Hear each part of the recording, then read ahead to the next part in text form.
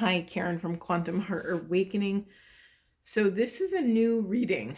This is a reading for healers, anyone in the healing arts, anyone who is in service to the collective.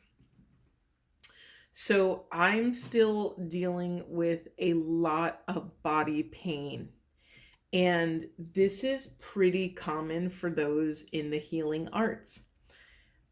Early on, we usually learn the hard lesson of boundaries, right? Having boundaries with who we're in service to, how we're in service. We learn self love to be able to put self first and to fill our own cup before trying to fill others. Most healers I've met have known in some capacity that they were meant to be healers since they were little children. They came here, they incarnated here with a sole purpose, and they've been walking their path, doing the absolute best they can to learn lessons as we go, right? That's what we do as wounded healers. We learn something we need to know, and then we teach another soul. Excuse me. I don't know if you can hear, I might be farther away from the mic because I'm actually sitting today. Normally I stand, but my body couldn't take it. So,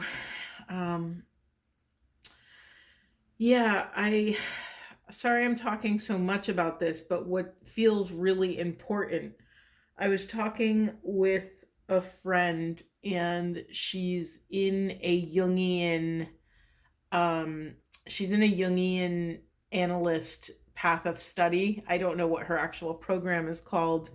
And we just have these incredible conversations. And she's reading this book. I think it's one of Marion Woodman's books, which please look into Marion Woodman. She's amazing in the depth psychology kind of world.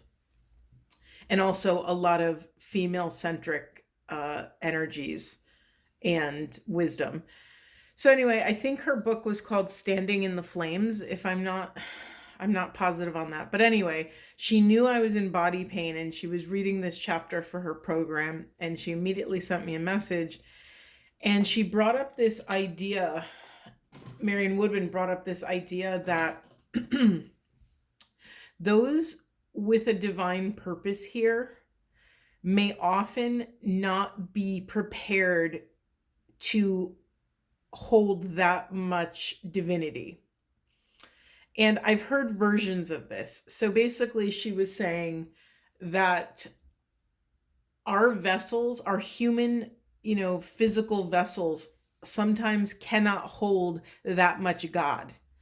It's really intense to be able, and those of you that know, those of you that have had profound experiences with the divine, you know that it only takes a micro amount of divinity to completely blast through the system, right? It's so powerful. There's an old mystic that said that there's an old story that said something like they only saw the shadow of God and that was enough to make them go mad, right? There was the story of this man who literally saw God's shadow and left his wife and kids to go wander in the forest because he was just living in that beauty, in that ineffable feeling of oneness, of the divine. And this is a real thing. This is a real thing. And I think not many people talk about it. Yes, we have to care for the vessel. Yes, people talk about, this being our inner temple and we have to care for it and all these things. But that's why I've spent so much time studying the mystics, because they have God in them, moving through them all the time. And because of that, because they were chosen to do that work, they have had to face unspeakable obstacles and pain and demons and the devil, and every culture and every religion and every, kind of group has their own terminology, their own labels for these profound people. The shamans, most shaman stories, which I think that even the term shaman started in Serbia. But anyway, not the point. Most shamans have a story of some sort of near death experience, usually when they were young children. And some version of this, who had a fever for 5 days, and that was actually their vision quest they went on. And the divine had to ask the question, if you want to go back, are you willing to do this work out in the world? And most people say yes. And then that is their purpose. The village nominates them as the shaman, as the one who can stand between worlds. And so part of my work that I'm doing here on this channel and out in the world is trying to ground this idea of walking this transpersonal path and make it more common.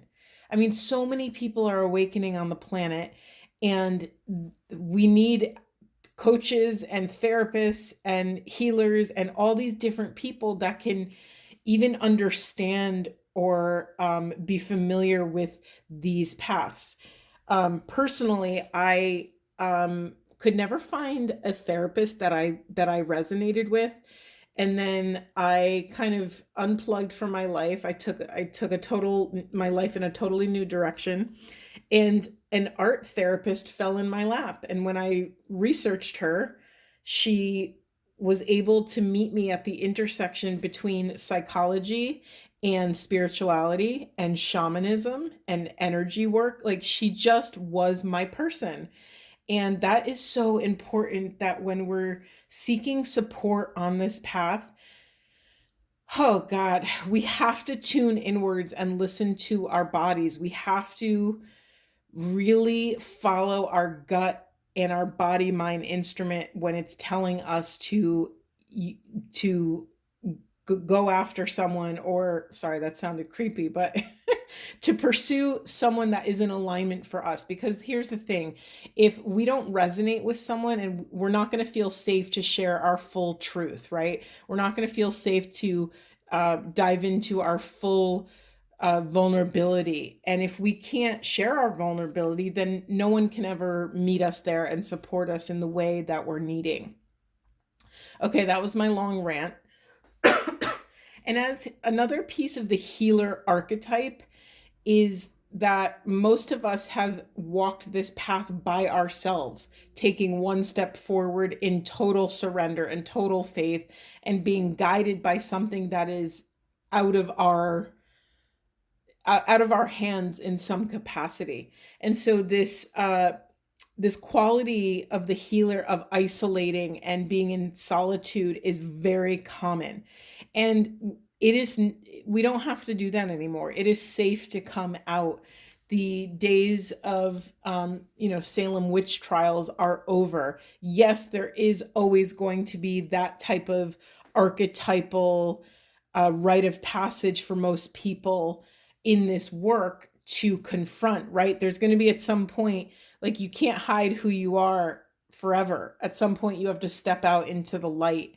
And it's funny because I've been slowly doing it for a very long time, but still keeping my different parts of my life fragmented. And now Spirit was like, nope, like, leave your entire life behind, do this work, do it loud, do it proud. Here we are. So we have to talk about these things. We have to dare to show up and show up for one another. And so, oh, I'm getting emotional. Yeah, I honor how hard this path is. I honor how intimidating it is. And yet you all are still doing it. You all continue to put one foot in front of the other, because something that, excuse me, I'm just deeply moved by this path. Something that we all have in common is that something has proven to be the impetus on this path. Something is pushing us forward.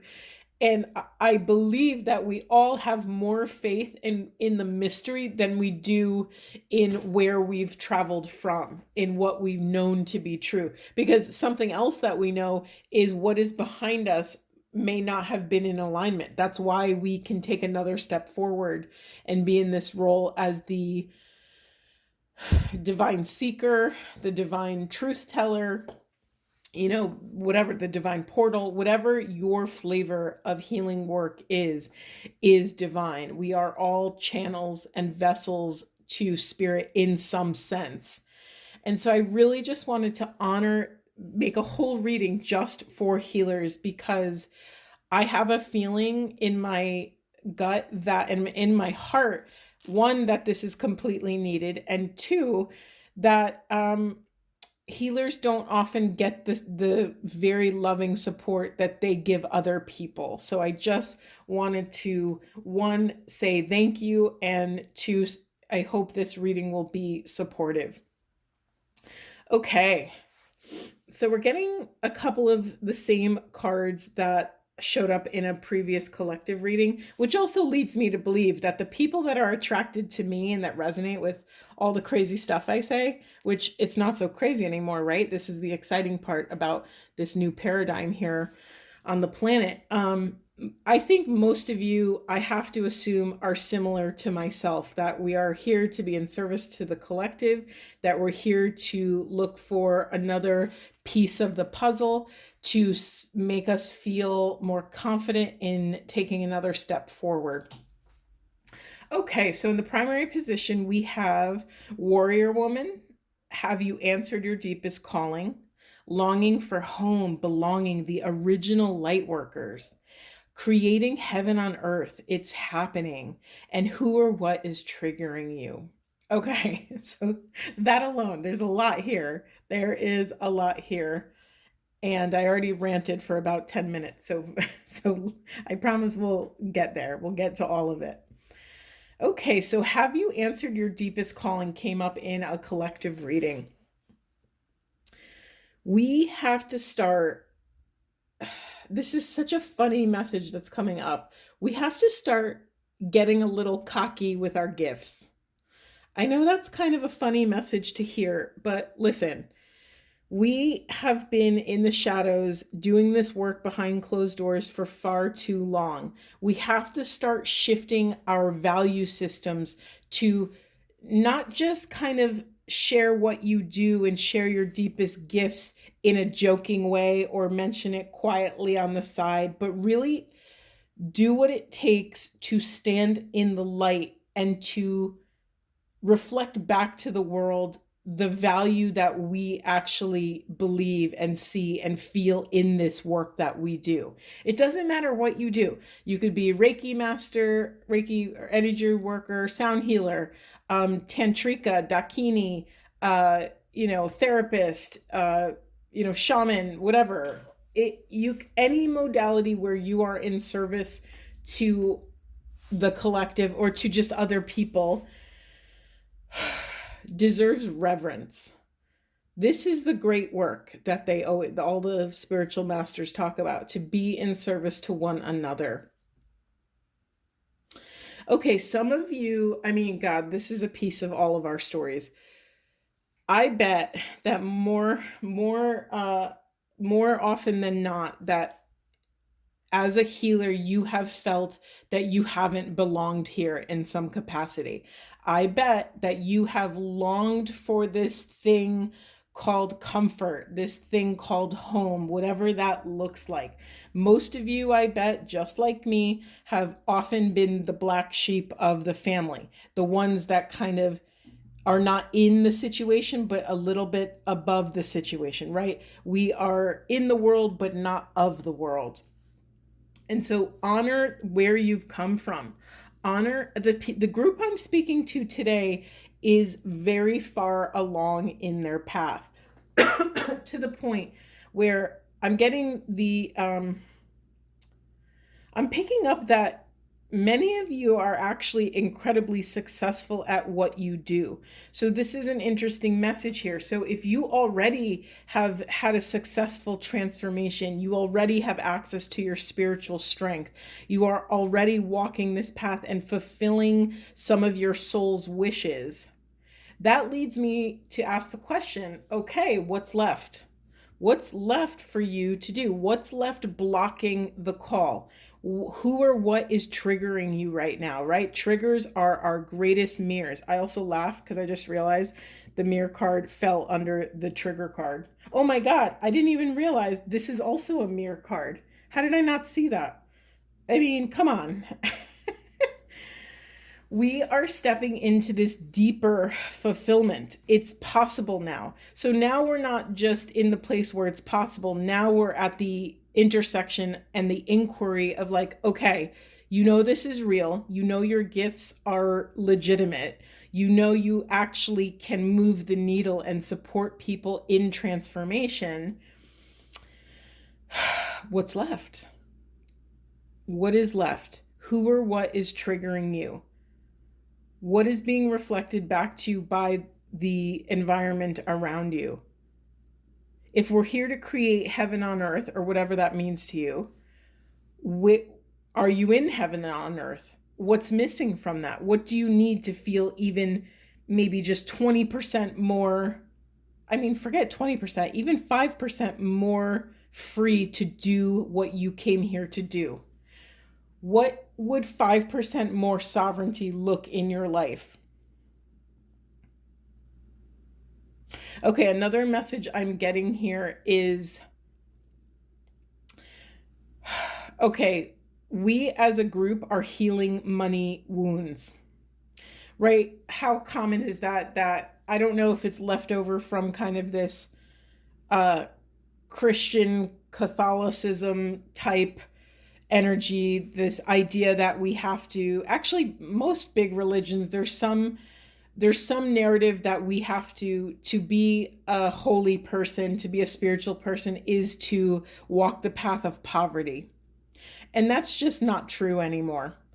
It may have been true because there's been corrupt hierarchical structures in place to keep I'm trying to be nice about this, but there's been higher powers that be that want to keep people in line, right? They want to keep people in check. And what better way to control people than using fear and the concept that you might not get into heaven if you don't do XYZ. So for this group of healers that I'm talking to, I think you have to start aligning your internal compass to this idea that you can actually be prosperous and be in service to the collective, and it won't diminish the work in any capacity. You are not less worthy or less than if you make a comfortable life for yourself. So here's the thing, we have to shift this idea from, of course, you've heard, shifting from a scarcity mindset to an abundant mindset, and you've heard all these traditional very common money mindset ideas. But what's changing for us is what wealth is. I know I mentioned the term money, which is a specific term, right? But taking a step back, zooming out a little bit, we are reassessing what wealth is. I think I did a whole reading. This whole message came out about we're assessing what abundance means to us now at this part of the journey. And so this is kind of piggybacking off of that idea. Okay, so yeah, as society changes, as these new paradigms anchor on the earth, we are going to have to start developing new infrastructure to support this new way of life. And who better to do that than you, because you're living this life. You are living between worlds. You are living in a way that takes into consideration the one, the I am unity consciousness. You are at the edge of this new unfurling existence. God, there's so many messages in this reading. Okay, I have 3 cards of patience here. Some are in the unconscious, some are in reverse, some are not. It's just, where in your life could you benefit from just 20% more patience? Where in your life, where does your radar go off when I say that? What chunk of your life? Is it family? Is it work? Is it mission? Is it financial stuff? Is it, where in your life can you benefit from having more patience, and not just where, but what would support you in having more patience. Would it be supportive to develop a meditation practice? Is there an affirmation you can say anytime impatience is vibrating through your body, anytime you start to get like that pang of frustration and urgency, right? Urgency is an illusion. Remember that we have all the divine time we need. There is no such thing as urgency. I mean, maybe in a hospital there's things like urgency, but in the work that we do, we are channels doing this healing work. They're everything in divine timing. Yeah, is there a phrase you could say? Is there a song you could sing? Is there a joke you can think about to make yourself laugh? Basically, what we're doing is we're identifying impatience and any sort of denser energy in the body and nuking it. Can you laugh in the face of this moment and shift your state? I feel all over the place in this reading just because there's so many threads here. All right, let's do more healing stuff for healers. And it's interesting. I have so much pre-night, so many pre-night crystals around me. Pre-night is the stone, the healer. It's the healer of healers. And I've always felt, yes, I am in service to all of the collective, but a huge part of the work I do is to be the healer for healers. It's just the people that are drawn to me often are in the healing arts, and I'm in it with them and they're in it with me, and we know we're rowing in the same direction down this crazy river of consciousness. It's a language, right? We're developing a new way of existing. And maybe it started off in like having maybe just one healer friend, and then maybe it multiplied. And maybe you don't have that yet. Maybe you don't have that community yet. And I hope to change that. I hope that's what we can become here on YouTube. I just got emotional saying that. I think I'm just so touched by how real these connections can be. It just blows my mind. Anyway, forgive my emotions. They're perfect and divine in their own right. Okay, so there is a huge chunk of you that need to develop a grounding practice.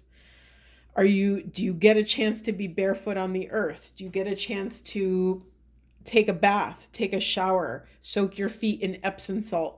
I love baths, but because of time constraints, it doesn't always work out that I can take a whole bath. So sometimes I just soak my feet in very, very, very warm Epsom salt water. Are you eating balanced meals? Are you drinking enough water? Are you getting enough sleep? Do you have a spiritual practice? That's a message that's coming up again. That was in my last reading. Tap inward. What does your spiritual health look like these days? Because if we in any way feel disconnected from source or from whatever your source of power is, yeah, we're going to be a little wobbly and wonky, and our gifts are not going to flow as easily. That's real. That's real. Like there's some days, I can't tell you how many readings I've done, glorious spreads and readings for you all, and I just cannot record. I try to record 5 or 6 times, and once I get to that place, I'm like, you know what? We're not in flow. I need to go lay down. And I do, and it just wasn't meant to be. So how is your energetic health? Are you listening to your body, mind, spirit? What's coming up? What do you need to do the jobs that you are called here to do? So another piece of this is overcoming the difficulties as we bring this 5D wisdom into 3D. We are the transpersonal bridge between worlds for the collective. So it's interesting because we are, sorry, whoa. This is like 3 separate messages. Okay, so we're being asked to have courage to be these bridges, but wherever you are is your work, right? So if whatever you're struggling with right now, that's what you got to double down and stare directly at to overcome. This is some version of an initiation, right? This is a rite of passage. We've all had them. You wouldn't be here if you haven't, but we are crossing this threshold, and it's going to require a little bit more energy out of us. Have patience as you do this. Trust in your inner power. Trust in the signs. Trust in faith. Have faith. Be patient. I just found another patience card. That's 4 cards of patience. Honor that there is an alternate course for you, and we get to choose the one of least resistance. We get to choose the one that allows our nervous system to stay in ease and flow. Most of you have deep wounding. You wouldn't be here if you didn't, right?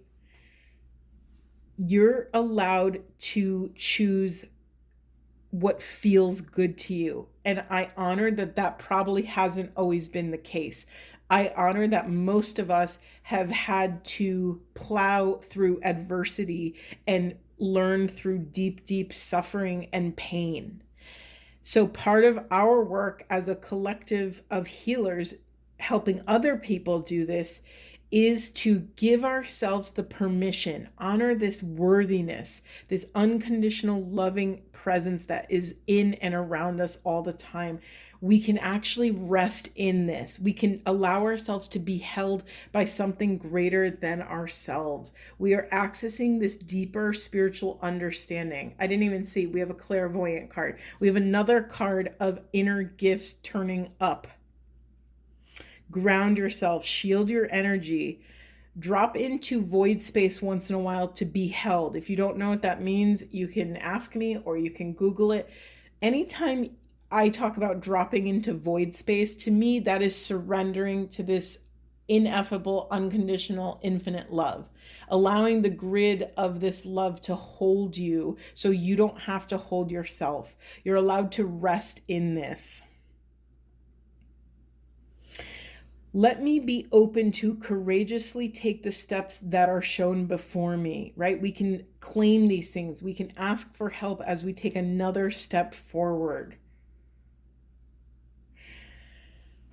Okay, right in the center of our reading that I'm just noticing now, we have this dress rehearsal card. What is a dress rehearsal, right? It's the last big practice before the real thing, right? Before the big production. We are preparing for something, and I have no idea what that is. I can guess, I have a hunch. I won't share that right now with you because I think that's a whole nother reading and it needs deep presence and reverence. But we have to get our emotional house in order. We have to get our energetic home grounded and balanced so that we can support what is coming down the pike. Okay, is there anything else here? Let's see. Yeah, so many cards, repeating messages of patience, of grounding, and clairvoyance, which is such a specific thing. So for me, it's like your third eye, your crown might be blasting open right now, or you might be receiving so much more wisdom through your body mind right now. That makes sense why we have to do extra grounding. If you're telling me, Karen, I'm grounded, what are you talking about? Like, I'm fine. Well, you might be a little rattled when this new thing comes in. I think it's just like turning the volume up. I think that's what's really happening. Sorry, I hope I didn't scare anyone with like something big is coming. No, it's not. I think that the energy is going to be dialed up and our bodies have to be able to hold it, or else the body will deteriorate. It's that simple. I think that's what's happened to me. I've been having a lot of back issues. What is your back? Your spine. It's your structure. It's your grounding. So I've been putting out more energy than I was able to hold in those moments. So coming into deeper balance with the elemental kingdom around us. Okay, let me see. I think we're going to call it there. Let me grab a quick Buddha wisdom because I love these little guys. Oh, we got 2. Do not carry with you your mistakes. Rise up from the ashes, see a new beginning every day. Be the one who is awake. Shine in radiance of spirit. Aho. All right. Thank you so much for being here. I might have to do a part 2. I feel like there's more here, but I'm going to leave it there for now. I hope this was supportive. If you have any questions or comments, please put them down below. Sending you all so much grounding love.